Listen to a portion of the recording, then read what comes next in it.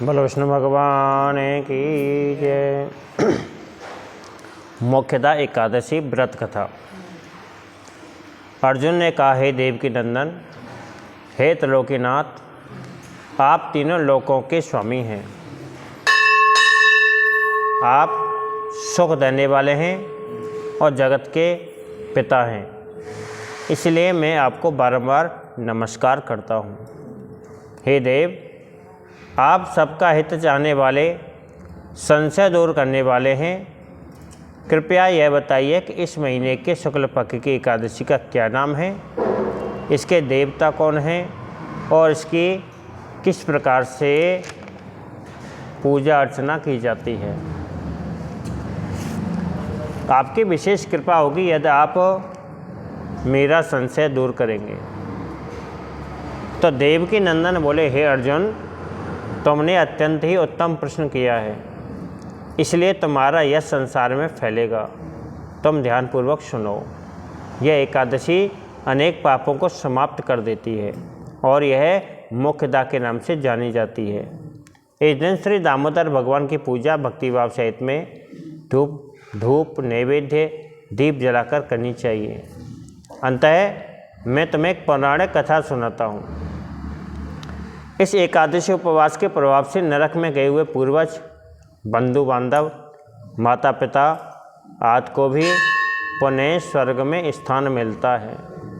अतः एकाग्रचित होकर इस कथा को सुनिए कि प्राचीन काल में गोकुल नामक नगर में वैखानस नामक एक राजा राज्य करता था।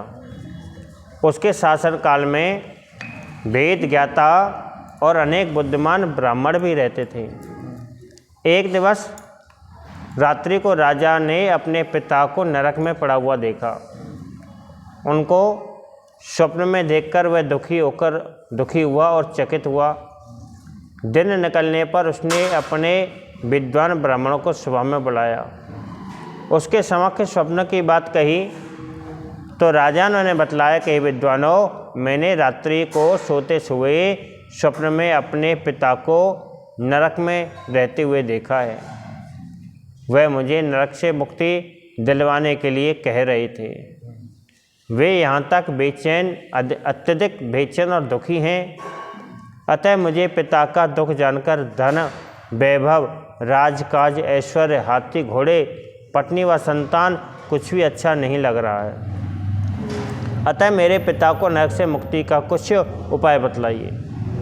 मेरा शरीर तप रहा है। उसे पिता की मुक्ति के लिए जो भी जप, तप, दान, नियम, व्रत आदि करना हो वह करें, देर ना करें। तो राजा की बात सुनकर वे विद्वान ब्राह्मण बोले, हे नरेश, यहाँ से कुछ दूर पर्वत ऋषि का एक आश्रम है। वे भूतर भविष्य का और वर्तमान के ज्ञाता हैं। अतः हमें वहाँ जाकर इस दुख के निवारण का कारण जानना चाहिए। वे आपके समस्त दुखों के निवारण हेतु अवश्य ही उपाय बताएंगे। अपने राज्य के विद्वान पंडितों की बात सुनकर गोकुल नरेश पर्वत मुनि के आश्रम में गए।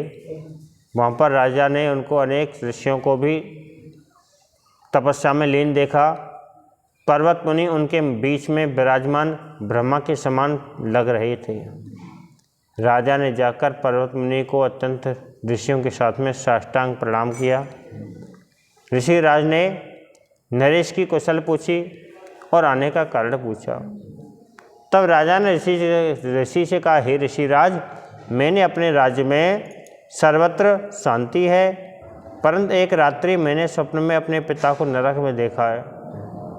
वह नरक से मुक्ति होने के लिए मुझसे प्रार्थना कर रही थी। अतः नरक से उनकी मुक्ति का उपाय बतलाइए। यह सब सुनकर पर्वत मुनि ध्यानस्थ हो गए और अपने योग बल से राजा के पिता के भूत और भविष्य पर सोचने लगे। इस प्रकार ऋषिराज ने नरेश के पिता द्वारा किए गए कुकर्मों का हाल जान लिया। कुछ काल बाद उन्होंने नेत्र खोले तो राजा से बोले, हे नरेश, मैंने भूतकाल में तुम्हारे पिता द्वारा किए गए दुष्कर्मों को जान लिया है। आपके पिता ने पूर्व जन्म में सौत के कहने पर अपनी कामातुर स्त्री दूसरी रानी को मांगने पर भी ऋतुदान नहीं दिया। उसी के पाप के कारण तुम्हारे पिताश्री आज नरक भोग रहे हैं। अतः हे नरेश, उनकी मुक्ति के लिए मार्गशीर्ष महीने के शुक्ल पक्ष की एकादशी को आप अपने परिवारजनों सहित में उपवास करेंगे और विधि पूर्वक नियम का पालन करेंगे तो उससे प्राप्त पुण्य को अपने पिता को देने पर वह संकल्प कर देंगे। उस पुण्य के प्रभाव से आपके पिता को नरक से छुटकारा मिल जाएगा और स्वर्ग की प्राप्ति होगी। मुनि के वचनों को सुनकर राजा अपने राज्य में आया और परिवार सहित में मोक्षदा एकादशी का उपवास किया। इस उपवास के पुण्य के प्रभाव से राजा ने अपने पिता को दे दिया, अर्थात संकल्प छोड़ दिया। उस पुण्य के प्रभाव से राजा के पिता को मुक्ति मिल गई और स्वर्ग में जाते हुए अपने पुत्र से बोला, हे पुत्र, तेरा कल्याण हो। यह कहकर वह स्वर्ग चला गया। अतः मार्गशीर्ष महीने के शुक्ल पक्ष की एकादशी को, जो मोक्षदा एकादशी कहलाती है, जो नियम एवं विधि पूर्वक एकादशी व्रत को संपन्न करता है, वह सारे पापों से मुक्त होकर इस संसार में अनंत सुख भोगता हुआ मरने के उपरांत में विष्णु धाम को चला जाता है। इस व्रत से बढ़कर अन्य कोई उपवास मोक्षदा एकादशी में सहायक नहीं होता। इसकी कथा के पढ़ने सुनने से वाजपेयी यज्ञ के समान फल की प्राप्ति होती है। यह उपवास चिंतामणि के समान अर्थ एवं मोक्षदायक होता है। बोलो विष्णु भगवान की जय। आरती करो, जला लो।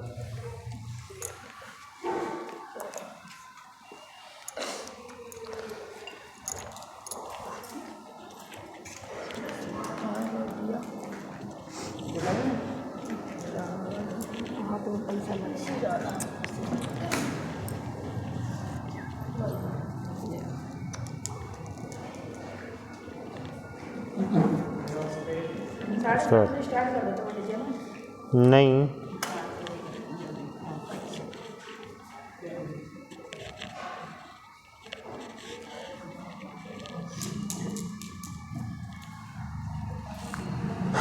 कर्पूरगौरम करुणावतारम संसार सारम भुजगेन्द्रहारम सदा वसंतमृदयारविंदे भवं भवानी सहितं नमामि। ओम जय जगदीश हरे स्वामी, जय जगदीश हरे।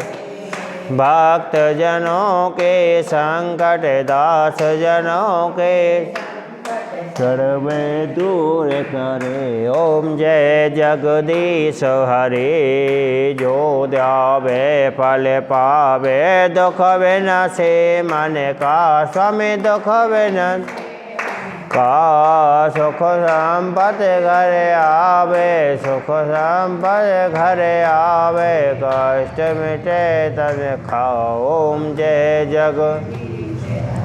हे माता पिता तुम मेरे शरण गाँव में, किसकी स्वामी शरण गाँव में। हे तुम बिने और न दूजा, प्रभु बिने और न आस करो मैं किसकी। ओम जय जग। तुम्हें पूर्ण परमात्मा, तुम अंतरयामी स्वामी, तुम अंतर। हे पार ब्रह्मपन मेश्वर, पार ब्रह्मपन तुम सबके स्वामी। ओम जय जग। हे तुम्हें करुणा के सागर, तुम्हें पालन करता स्वामी, तुम्हें पालन। हाँ मैं मूर्ख खल कामी, मैं सेवक तुम कृपा करा भरता। ओम जय जग। हे तुम्हें हो एक अगोचर, सबके प्राणपति स्वामी, सबके। हे कैसे वेद मिलो, से वेद मिलो दया में, तुम्हें को मैं को मोती। ओम जय जग।